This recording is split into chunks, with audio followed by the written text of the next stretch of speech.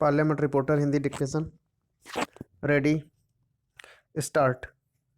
उपसभाध्यक्ष जी, प्रधान जी ने जो रोजी रोटी और कपड़ा और मकान विधेयक 1999 प्रस्तुत किया है, उसमें उन्होंने इस देश की जो ज्वलंत समस्याएं हैं, जो गरीबी है, जो बेरोजगारी है, जो अशिक्षा है, जो निरक्षरता है और जो दुर्दशा है, उसकी ओर उन्होंने ध्यान आकर्षित किया है।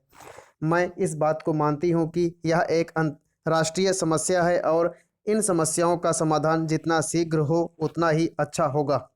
मेरे पूर्व वक्ताओं ने इस ओर ध्यान आकर्षित किया कि इन समस्याओं का एक बहुत बड़ा कारण इस देश की बढ़ती हुई जनसंख्या है। अभी मेरे मित्र जाधव जी बोल रहे थे कि जब भारतवर्ष था तो उस समय कहा जाता था कि 40 करोड़ का यह भारतवर्ष है, लेकिन आज यह भारतवर्ष 3 टुकड़ों भारत, पाकिस्तान और बांग्लादेश में बढ़ चुका है।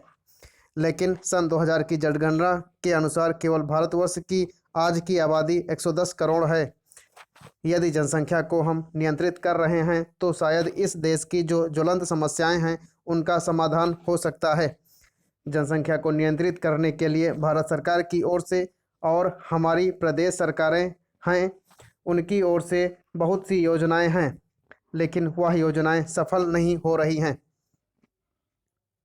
जहां तक थोड़ी बहुत मुझे जानकारी है, चीन ने जनसंख्या को नियंत्रित करने के लिए कुछ काम किया है। जापान तो इस क्षेत्र में बहुत ही सफल रहा है। इस देश की जो संपदा है, इस देश की जो ज़मीन है, इस देश की जो कृषि की या खेती की ज़मीन है, उसमें तो कोई वृद्धि नहीं हो सकती। तो इन सारी समस्याओं का समाधान तभी संभव है जब हम जनसंख्या को नियंत्रित करने का काम करें और उसके लिए सरकार को कुछ नए कदम उठाने चाहिए, क्योंकि जनसंख्या नियंत्रण करने के संबंध में यह जो योजनाएं हैं उनका कार्यान्वयन ठीक नहीं है और साथ साथ जो गरीब लोग हैं उनके लिए भी यह एक समस्या है। दूसरे, इस देश के जो अल्पसंख्यक समुदाय के लोग हैं उनके मन में भी इस संबंध में कुछ चीज़ों को लेकर समस्याएं रहती हैं।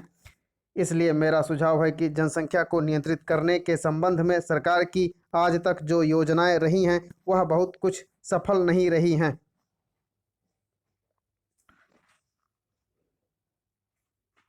उपसभाध्यक्ष जी, योजनाएं इस प्रकार से असफल रही हैं कि और इसलिए इस संबंध में सरकार को विशेष रूप से कदम उठाने चाहिए और उसके संबंध में जो प्रौद्योगिकीविद हैं, जो विशेषज्ञ हैं, उनसे बैठकर बातचीत करने से सख्ती से इन योजनाओं को कार्यान्वित करना चाहिए।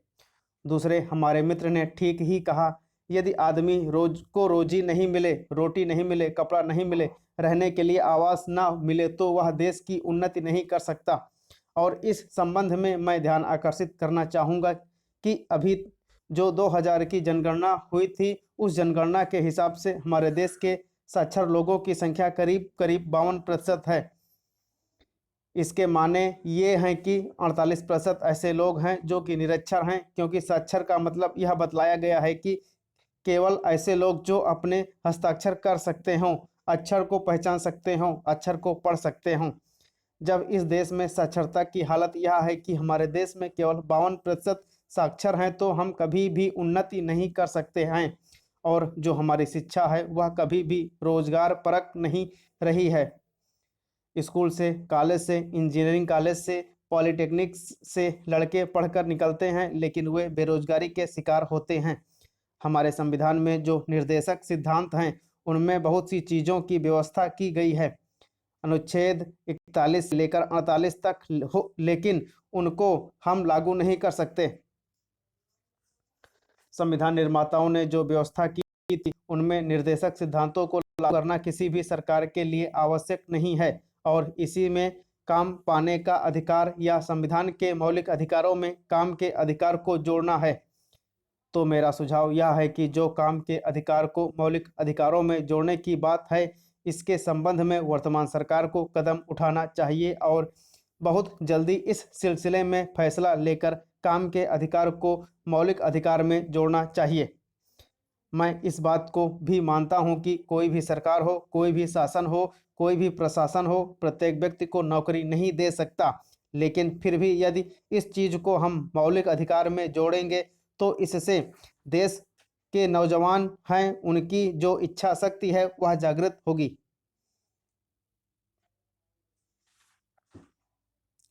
महोदय, साक्षरता समय की मांग है तथा इसे स्वतंत्रता के बाद आने वाली हमारी सरकारों ने समझा तथा इसके लिए धन भी बहुत खर्च किया।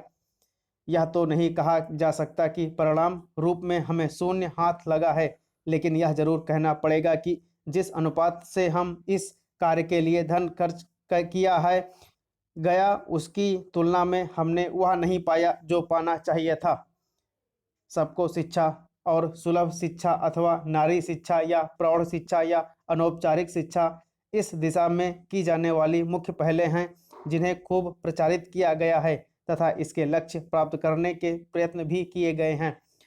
जहां निरक्षरता का प्रतिशत बहुत अधिक हो वहां साक्षरता के लक्ष्य कितने सफल कहे जा सकते हैं, यह विचारणीय है और ध्यान देने योग्य बात है। गांव में शिक्षा की व्यवस्था अभी दयनीय तथा विपन्नता से ओतप्रोत है तथा नहीं लगता कि शिक्षा के लिए निर्धारित योजनाओं का लाभ आगे भी पूरा पहुंच पाएगा। इसलिए साक्षरता और उपशैक्षिक उपलब्धियां आज भी इस मोड़ तक नहीं पहुंची हैं जहां उसे बदहाल से खुशहाल रूप में देखने का सपना पूरे राष्ट्र ने अपनी आंखों में सजोया हुआ था। हमारे साक्षरता कार्यक्रमों के सम्मुख संकट क्या रहा है अथवा उन आसन्न संकटों को समझने के लिए सरकारी और गैर सरकारी स्तर पर क्या प्रयत्न किए जाने चाहिए जो निरक्षर समाज को अंधेरे से उजाले की ओर ले जा सकें। इन योजनाओं की विश्वसनीयता जिस गहराई से बननी चाहिए थी वह नहीं बन पाई तथा इनसे प्राप्त होने वाली अनुदान राशियों के दुरुपयोग का एक चलन सा हो गया है, क्योंकि उपभोक्ता की उदासीनता से सरकारी अनुदान को सरलता से हड़पा जा रहा है। यह भी है कि यदि नागरिक साक्षरता का महत्व जानकर अपने लिए निर्धारित मानदंडों तथा प्रावधानों के प्रति सजग हो जाएं तो इसका पूरा लाभ अपने पक्ष में करना संभव है। लेकिन ग्रामीण जन समाज की हालत यह है कि बच्चों को साक्षर बनाने के बजाय उनकी कम उम्र में कमवाना अथवा मजदूरी के लिए विवश कर देना या माता पिता की व्यवस्था बन गई है। इसके मूल में किसानों तथा कमजोर वर्ग की आर्थिक विपन्नता है। यह विपन्नता ही साक्षरता के मार्ग में सबसे बड़ी बाधा है। ग्रामीण समाज की आजीविका में बाल श्रम का महत्व है। महोदय, जहां सरकारी योजनाओं के ग्रामीण स्तर तक पहुंचने की बात है वह भी पूर्णतया संतोषजनक इसलिए नहीं कही जा सकती क्योंकि अभी लाखों गांवों में साक्षरता को रोशनी नहीं पहुंची है। बंधी बंधाई जगहों पर ही सरकारी योजनाओं का अनुदान पहुंचता है, उनका समुचित उपयोग नहीं हो पाता। दुरुपयोग को रोकने की समुचित व्यवस्था नहीं है। इसलिए जो तंत्र जनता और सरकार के मध्य कार्यरत हैं उनकी ईमानदारी तथा प्रयासों को सुनिश्चित करना एक अनिवार्यता है। महत्वपूर्ण यह भी है कि वे प्रयास वास्तविकता के कितने आसपास अथवा दूर हैं तथा उनमें सुधार की गुंजाइश कहाँ कहाँ है।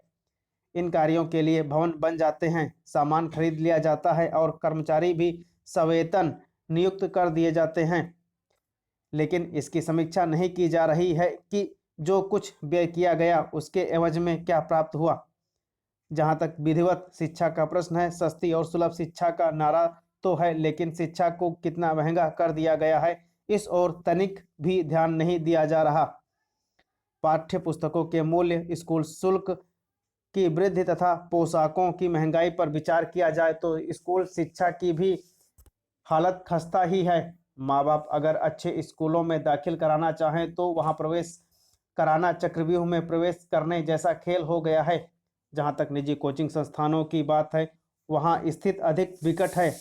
माता पिता बच्चों की अच्छी ऊंची शिक्षा के लिए इन प्राइवेट पब्लिक स्कूलों की ओर उमड़ पड़े हैं। अंग्रेजी माध्यम स्कूल ने माता पिता की इसी मजबूरी का फायदा उठाया। अब वहां प्रवेश की मारामारी, दान की मांग तथा सिफारिशों का दबाव एक साथ काम कर रहे हैं, जिससे बच्चों के मध्य स्वाभाविक तौर पर एक खाई तैयार हुई है जिससे उबरना सहज नहीं है।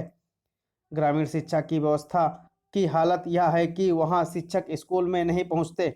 वर्ष भर में 100 कक्षाएं भी लग जाएं तो बड़ी बात है, तो फिर साक्षरता और शिक्षा का लक्ष्य कैसे प्राप्त हो सकता है।